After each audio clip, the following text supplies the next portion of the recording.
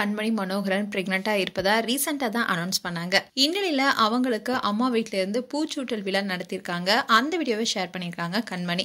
விஜய் டிவில ஒளிபரப்பான பாரதி கண்ணம்மா சீரியல்ல நடித்த பிரபலமானவங்க தான் கண்மணி மனோகரன். இவங்க கடந்த ஆண்டு தொகுப்பாளர் அஸ்வத்தை காதலிச்சு திருமணம் செஞ்சுக்கிட்டாங்க. விஜய் டிவில பிரபலமான சீரியல்னா அது பாரதி கண்ணம்மா சீரியல்.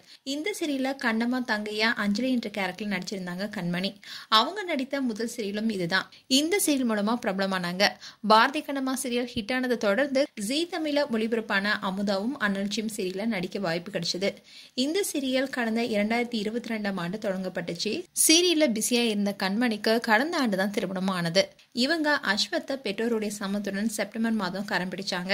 கண்மணியுடைய கணவர் அஸ்வத் சன் டிவில தொகுப்பாளராக பணியாற்றிட்டு வராரு. அதோட அவர் சீரியலும் நடிச்சிட்டு வராரு.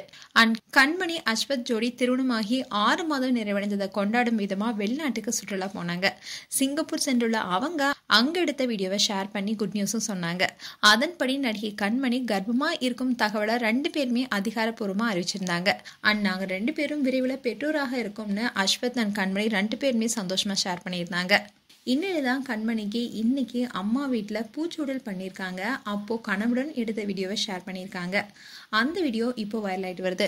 மேலும் கண்மணி மனோகரன் குறித்து உங்களுடைய கருத்துக்களை கமெண்ட் செக்ஷன்ல சொல்லுங்க. இது போன்ற வீடியோஸை பார்க்க நியூஸ் தமிழ் கிட்ஸ் சேனலை சப்ஸ்கிரைப் பண்ணுங்க. மறக்காம நோட்டிபிகேஷன் பட்டனை கிளிக் பண்ணுங்க.